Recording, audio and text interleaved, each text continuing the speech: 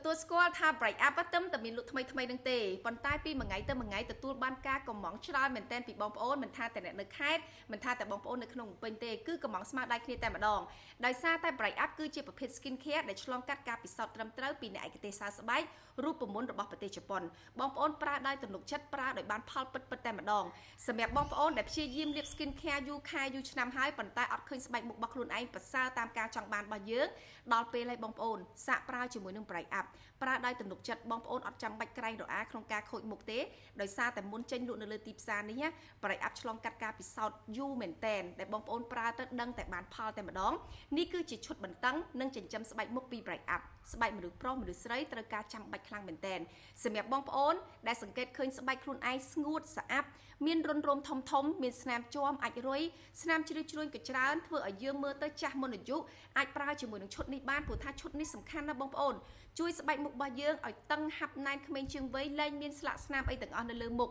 ស្បែកមុខរបស់យើងគឺថ្លាពីមួយថ្ងៃទៅមួយថ្ងៃនៅពេលដែលបងប្អូនបានប្រើ break up នេះគឺជាសេរ៉ូមមុខងារសំខាន់ក្នុងការបន្តឹងនិងជួយបង្រួមរុនរោមសម្រាប់គ្រីមនេះវិញមានមុខងារសំខាន់ក្នុងការជួសជុលស្បែករបស់យើងឲ្យមានសុខភាពល្អត្រឡប់មកវិញហើយរាល់បញ្ហាស្លាកស្នាមផ្សេងមិនថាស្នាមជាំស្នាមអាចរុយស្នាមសល់ពីការកើតមុនឬក៏បងប្អូនធ្លាប់ប្រើផលិតផលរបស់គេខុសរោលមុខហើយខូចមុខរបស់យើងអាចប្រើជាមួយនឹងគ្រីមនេះបានពីរនេះគឺសំខាន់ខ្លាំងណាស់បងប្អូនប្រើទៅដឹងតែបានផលតែម្ដងបន្ទាប់ពីយើងព្យាបាលហើយយើងប្រើជាមួយនឹងលេការពារកម្ដៅថ្ងៃដែលលេនេះគឺគុណភាពលើសលេការពារកម្ដៅថ្ងៃទូទៅមានជាតិសេរ៉ូមខ្ពស់ក្នុងការជួយចិញ្ចឹមស្បែកមុខរបស់យើងសរុបទៅឈុតនេះគឺល្អខ្លាំងមែនទែនបងប្អូន